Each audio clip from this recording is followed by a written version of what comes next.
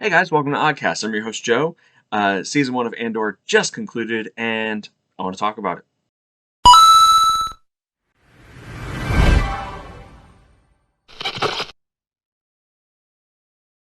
So guys, thanks for tuning in. I'm going to give you a quick, spoiler-free review of Season 1 of Andor, my takeaway thoughts and impressions. So let's jump right off the bat. I think that Andor had a great beginning and a great finish, but I think the middle ground was a little bit muddled. The pacing seemed a little bit off. I appreciate the darker, more subtle political intrigue undertones that Andor provided to us. It expanded the Star Wars universe in ways that I think were a lot of fun. And, as you all know, I think Luthen is indeed a Jedi. If you didn't already know that, well, not necessarily a Jedi, but a Force user. If you didn't already know that, you should check out my video where I discuss my theory about it. I'll put a link up here and a link down in the description so you can watch that video as well. That said, Andor Season 1 is totally worth watching if you haven't already. I will warn you, just like I have warned some of the friends of the show, that the first two episodes are really good. But then episodes, I'd say 3 through like 6.5, 7, are better watched as background noise. That's just my opinion. Like, yeah, the political intrigue is there, but it's not like you're hanging on every pause with bated breath waiting for the next line to be spoken.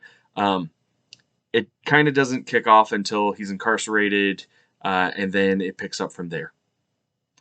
Um, that's not a spoiler, by the way. I mean, it is a plot point, but it's not spoilery. You'll get it when you get there.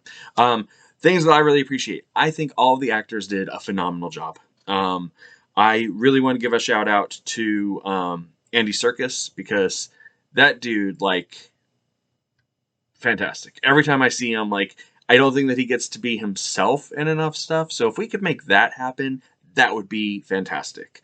All of the story beats were great. You have Pencil Neck Dude, who automatically you hate him because he's a pencil neck dude, but he builds into he's going to be something more, kind of.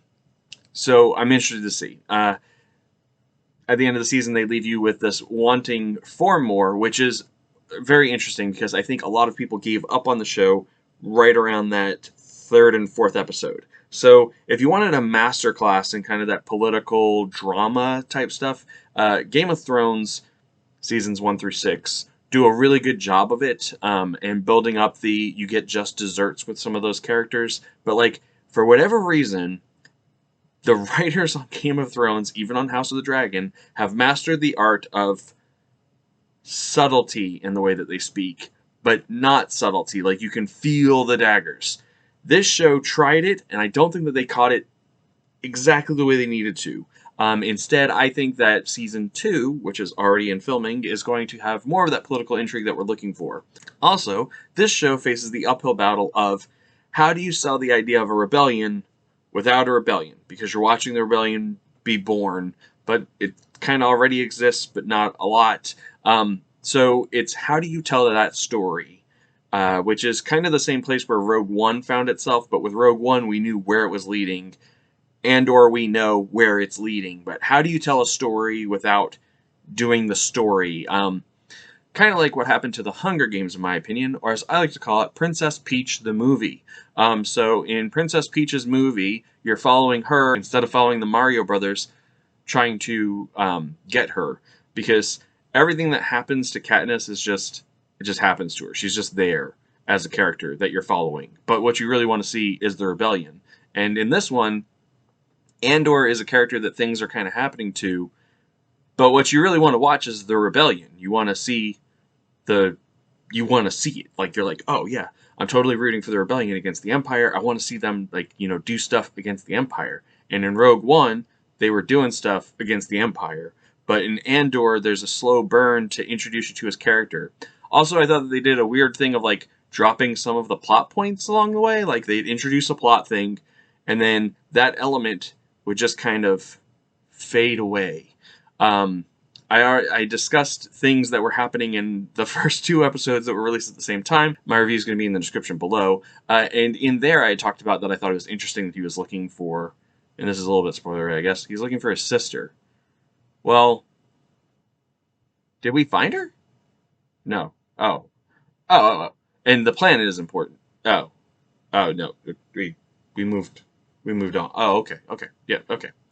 So there were a couple things where I was like, why is that a big deal? And I'm hoping that maybe with a second season under its belt, Andor will be able to answer those questions. Should you watch Andor? I'd say yes. If I was going to give a numerical value, I'd probably say it's like a 6 out of 10 because at least 6 of the 12 episodes produced are really, really good and captivating, and you can watch them. The other 6 are really good background noise that you can occasionally look up at as you're editing videos or working on other stuff or just have something on in the background because you don't necessarily have to be watching what is on screen to understand what is happening on screen, with the exception of BB because, man, Star Wars does such a great job with their droids.